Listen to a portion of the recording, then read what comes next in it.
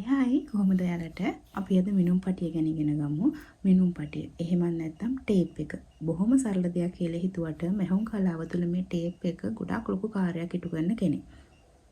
පතුරම් සහිතව පතුරම් රහිතව අපි කරන ඇඳුම් නිර්මාණය ලස්සනටම තියෙන නම් අපි ගන්න මිනුම් බොහොම නිවැරදි වෙන්න ඕනේ. ඉතින් අපි මේ ටේප් එක භාවිතය ගැන හොඳට දැනගෙන ඉන්න ඕනේ.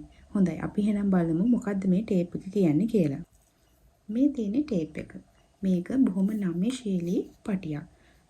පුද්ගල ශරීරයක විවිධ හැඩ තියෙනවා. ඒ හැඩ නිවැරදිව මිනුම් කරගන්න නම් අපිට මේ වගේ නම්‍යශීලී පටියක් අවශ්‍ය වෙනවා. මේ ටේප් එක විවිධ මිල ගණන් යටතේ විවිධ වර්ණ යටතේ එක එක ක්වොලිටිස් වලින් වෙළඳ පොලේ මිලදී ගන්න තියෙනවා. මේ තියෙන්නේ ඒ වගේ තරමක් වෙනස් ටේප් දෙකක්. මේ ටේප් එකක් රුපියල් 100ක් සහ මේ ටේප් එකක් රුපියල් 150ක් වගේ මුදලකට තමයි මම මිලදී ගත්තේ. තවත් මීට වඩා ලොකු මිල ගණන් වලින් විවිධ මිල ගණන් වලින් ටේප්ස් තියෙනවා. ඒක අවශ්‍යතාවය මත අපිට තෝරලා ගන්න පුළුවන්. ආධුනිකයෙක් විදියට ඔයාට දැනට මේ ටේප් එක හොඳටම ප්‍රමාණවත්. අපි දැන් බලමු මිනුම් පටිය අංකණය කරලා තියෙන්නේ මොනවද කියලා. මිනුම් පටිය එක පැත්තක ලොකු ඉලක්කම් වලින් අඟල්ද පොඩි ඉලක්කම් වලින් සෙන්ටිමීටර්ද මාක් කරලා තියෙනවා. එතකොට අඟල් වලින් අඟල් 60ක් දක්වා දිගක් අපිට මැනගන්න පුළුවන් එකවර මේ ටේප් එකෙන්. එතකොට සෙන්ටිමීටර් වලින් මනිනවා නම් සෙන්ටිමීටර් 150ක් දක්වා දිගක් අපිට මැනගන්න පුළුවන්.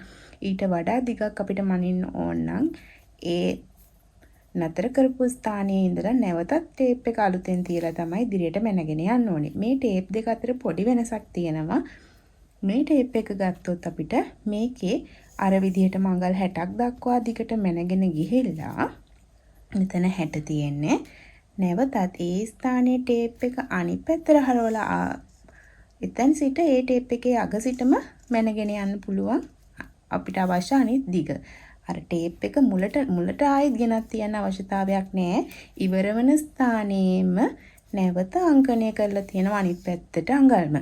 ඒ පැත්තේ සෙන්ටිමීටර් තියෙන පැත්තෙම තමයි ඒක මාක් කරලා තියෙන්නේ. මේ ටේප් එකේ වෙනස තියෙනවා. තව අපිට මෙතන සිදුරක් තියෙනවා. ඒ සිදුරත් අපිට ප්‍රයෝජනෙට ගන්න පුළුවන්. අපි වක්‍රාකාර හැඩතලයක් වක්‍රාකාර මිනුමක් අපි ෆ්ලෑට් ස්කර්ට් එකක් කපනකොට අපිට රවුමක් වගේ ඇඳ ගන්න ඕන වෙන වෙලාවට ලේසියෙන් ඇඳ ගන්න පුළුවන්. මේ සිදුර හරහා පෑනක් හෝ මොකක් හරි තියුණු දෙයක් තියලා ඒක මේ ආකාරයෙන් රඳවාගෙන අපිට අවශ්‍ය මෙන්න මේ විදිහට ලකුණු කරගෙන යන්න පුළුවන්. අපි මිනුම් පටිය කියවන්න දැනගමු. මිනුම් පටිය කියවීම සඳහා මම අඟලක ප්‍රමාණයක් මේ විදිහට එක අඟලක් මේ විදිහට පිටපත් කරගත්තා විශාල කරලා ඔයාලගේ පහසුවට. මෙන්න මේ තියෙන අඟලක් තමයි මම මෙතන පිටපත් කරගෙන තියෙන්නේ. එතකොට මිනුම් පටියක් ඔයාලා මිලදී ගත්තම මුලින්ම බලන්න මේ පළවෙනි අඟල නිවැරදිද කියලා. ඒකට අඟලේ රේඛාව ළඟින් ඕගොල්ලෝ මෙන්න මේ විදිහට නවලා බලන්න. දෙකේ රේඛාව අඟල් දෙකේ රේඛාව ළඟට එනවා නම් ඒක නිවැරදි. මේ අඟල මේ පැත්තෙන් වැඩි වෙලා හෝ අඩු වෙලා තිබ්බොත් මෙතනට එනකොට වැඩිවීමක් හෝ අඩුවීමක් තියෙනවා. එහෙම වුණොත් මේ ලෝහ තාඩු කැල ගලවලා බලන්න මොකද්ද වෙලා තියෙන්නේ කියලා. මිනුම වැරදි නම් ඇඳුම් නිර්මාණය කිරීම සඳහා ඒ ටේප් එක භාවිතා කරන්න එපා.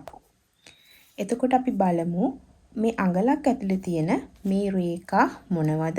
ඒ වගේම ඒව කොහොමද භාවිතා කරන්නේ කියලා. අපි මේ රූප සටහනින් ඒක බලමු. මෙතන බිඳුව. බිඳුව කියන්නේ මේ ආරම්භක ස්ථානය. අපි එතකොට ටේප් එක හැම වෙලෙම මිනුමක් ලකුණු කරද්දී මෙතන ඉඳන් තමයි අපි මිනුම ලකුණු කරන්න ඕනේ. අංක 1 ඉඳලා නෙමෙයි. අඟල ගණන් කරන්නේ මෙතන ඉඳලා. එතකොට මෙතන බිඳුවසේ සලකලා එතනින් මේ පැත්තට අපි මිනුම් කියවනවා. මුලින්ම අපි බලමු තනි අඟලක් දෙකට බෙදුවම අඟල් භාගයක් කියලා අපි කියනවා. ඒ අඟල් භාග දෙකට බෙදුවම අඟල් කාලක්. අඟල් කාලක් දෙකට බෙදුවම පොයින්ට් එකක්. එතකොට පොයින්ට් 8කින් තමයි අඟලක් නිර්මාණය වෙලා තියෙන්නේ.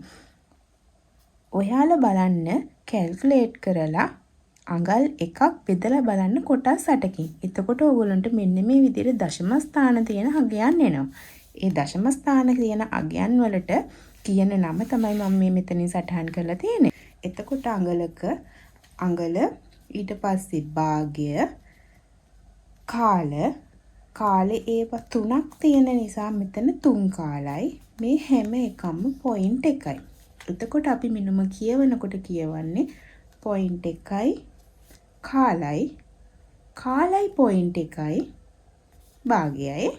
භාගයයි පොයින්ට් 1යි. 3 කාලයි. 3 කාලයි පොයින්ට් 1යි. අඟලයි.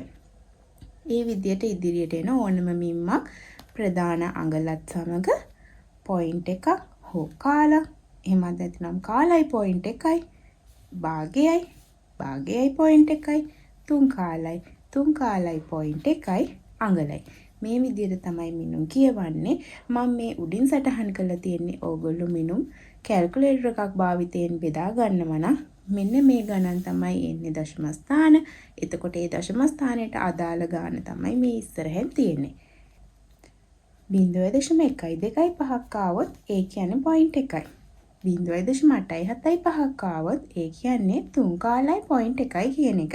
ඔයාලා කැල්කියුලේටර් එකක් භාවිතයෙන් ගණන් බෙදනවා නම් මේ ගණන් ආවොත් ඔයා කියන්න ඕනේ 0.375 එහෙම නෙමෙයි කාලයි පොයින්ට් 1යි කියලා. හරි. අපි දැන් බලමු ටේප් එකේ යම්කිසි තැනක තියෙන රේඛාවක් කියවගන්නේ කොහොමද කියලා. උදාහරණයක් විදියට මම ගන්නම් මෙන්න මේ රේඛාව.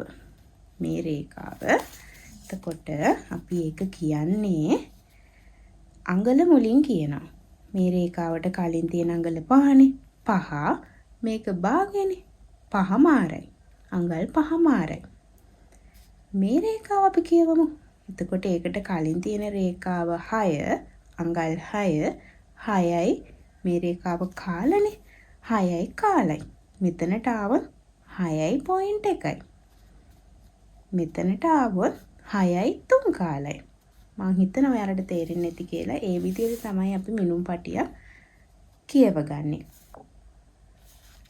ඒ වගේම මම ඔයාලට කිව්වනේ මිනුම් ඔයාලට ලැබෙන මිනුම් කැල්කියුලේටර් එකක් භාවිතයෙන් ආවොත් මේ විදිහට කියවන්න කියලා. අපි අපේ මිනුම් ටේප් එකෙන් බෙදන්න ඉගෙන ගමු. ගොඩක්ම මැහුම් කලාවේදී ලේසි අපිට එන අගය ටේප් එකෙන්ම මැනලා බෙදලා සටහන් කරගන්න එක. උදාහරණයක් විදියට අඟල් 10ක් අපිට දෙකට බෙදන්න ඕනොත් ටේප් එක මේ විදියට අරන් 10 රේඛාව ළඟින් තිබ්බම මෙතනින් නවා ගන්න. මෙතනින් මෙහෙම දිග හැරියම මේ ස්ථානය තමයි අපිට අවශ්‍ය ගණන 5යි. ටේප් එක මෙහෙම අරගන්න. අපි හිතමු අපිට අඟල් 23ක් බෙදා ගන්න ඕනේ. දෙකට මේ විදියට බෙදා ගන්න. මේ විදියට නවා ගන්න. නවම් ස්ථානය මොකද්ද කියලා බලන්න. 11මාරයි. ඒ විදියට ආයෙත් අපි 4ට බෙදුවා නම් ඒක ආයෙත් බෙදා ගන්න. ඔන්න දැන් 4කට බෙදලා එන අගය තමයි මේ තියෙන්නේ. 5යි 3 කාලයි. මේක තමයි අපිට ලේසි. අපි මෙහුම් කලාව කරගෙන යනකොට ඇඳුමක් මහනකොට අපි කැල්කියුලේටර් එකෙන් බෙද ඉන්නේ නැහැ. ওই විදිහට තමයි අපි බෙදාගන්නේ. අපිට පහසු ඒක. හොඳයි. මම හිතනවා ඔයාලට ටේප් එක ගැන සහ මිනුම් බෙදීම හොඳට පැහැදිලි වුණා කියලා. ටේප් එක භාවිතා කරලා ඇඳුම් නිර්මාණය කිරීම සම්බන්ධව අපි ඉදිරි පාඩම්වලදී අධ්‍යයනය කරමු. තවත් මේ වගේ වීඩියෝ බලන්න මාව සබ්ස්ක්‍රයිබ් කරන්න. බෙල් අයිකන් එකත් ක්ලික් කරලා තියාගන්න. එතකොට මම වීඩියෝ එකක් දාපු ගමන් නොටිෆිකේෂන් එක ඔයාට ගෙන්න ගන්න පුළුවන්. ලයික් කරන්න, කමෙන්ට් කරන්න, යාළුවන්ටත් බලන්න, ෂෙයා කරන්න. එහෙනම් මම අදට ගිහින් එන්නම්. සතුටින් පරිස්සමින් එන්න. මම මදු.